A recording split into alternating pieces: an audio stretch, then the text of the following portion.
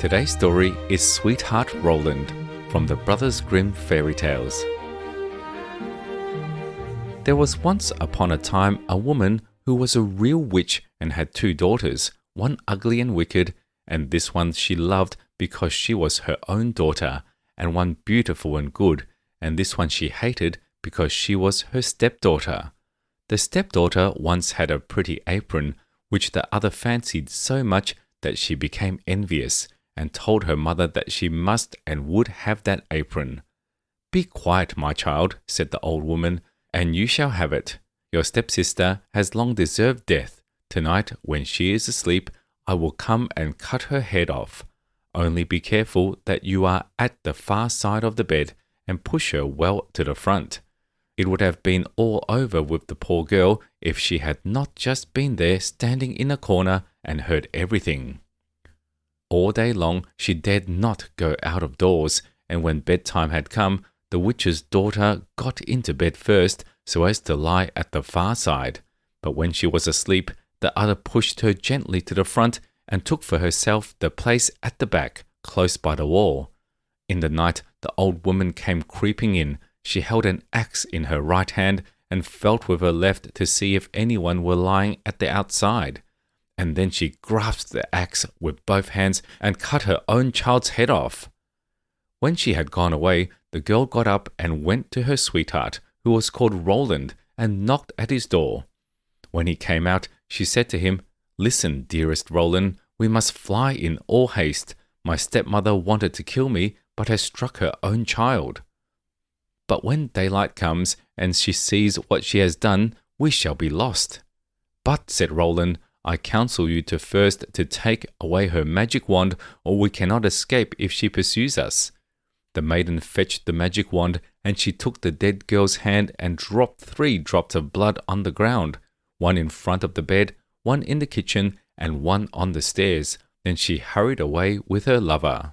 When the old witch got up next morning, she called her daughter and wanted to give her the apron, but she did not come. Then the witch cried, "Where are you?" "Here on the stairs, I am sweeping," answered the first drop of blood. The old woman went out, but saw no one on the stairs, and cried again, "Where are you?" "Here in the kitchen, I am warming myself," cried the second drop of blood. She went into the kitchen, but found no one. Then she cried again, "Where are you?" "Ah, here in the bed, I am sleeping," cried the third drop of blood. She went into the room to the bed. What did she see there? Her own child, whose head she had cut off, bathed in her blood. The witch fell into a passion, sprang to the window, and as she could look forth quite far into the world, she perceived her stepdaughter hurrying away with her sweetheart Roland. "That shall not help you," cried she. "Even if you have got a long way off, you shall still not escape me." She put on her many-league boots, in which she covered an hour's walk at every step, and it was not long before she overtook them. The girl, however, when she saw the old woman striding towards her, changed, with her magic wand, her sweetheart Roland into a lake, and herself into a duck swimming in the middle of it. The witch placed herself on the shore, threw breadcrumbs in, and went to endless trouble to entice the duck. But the duck did not let herself be enticed, and the old woman had to go home at night as she had come. At this, the girl and her sweetheart Roland resumed their natural shapes again, and they walked on the whole night until daybreak. Then the maiden changed herself into a beautiful flower which stood in the midst of a briar hedge, and her sweetheart Roland into a fiddler. It was not long before the witch came striding up towards them and said to the musician, "Dear musician, may I pluck that beautiful flower for myself?" "Oh yes," he replied, "I will play to you while you do it." As she was hastily creeping into the hedge and was just about to pluck the flower, knowing perfectly well who the flower was, he began to play, and whether she would or not, she was forced to dance, for it was a magical dance. The faster he played, the more violent springs was she forced to make, and the thorns tore her clothes from her body, and pricked her and wounded her till she bled, and as he did not stop, she had to dance till she lay dead on the ground. As they were now set free, Roland said, "Now I will go to my father and arrange for the wedding. Then in the meantime I will stay here and wait for you," said the girl, "and that no one may recognize me, I will change myself into a red stone landmark." Then Roland went away, and the girl stood like a red landmark in the field and waited for her beloved. But when Roland got home, he fell into the snares of another who so fascinated him that he forgot the maiden. The poor girl remained there a long time, but at length, as he did not return at all, she was sad and changed herself into a flower and thought, "Someone will surely come this way and trample me down." It befell, however, that a shepherd kept his sheep in the field and saw the flower, and as it was so pretty, plucked it, took it with him, and laid it away in his chest. From that time forth, strange things happened in the shepherd's house.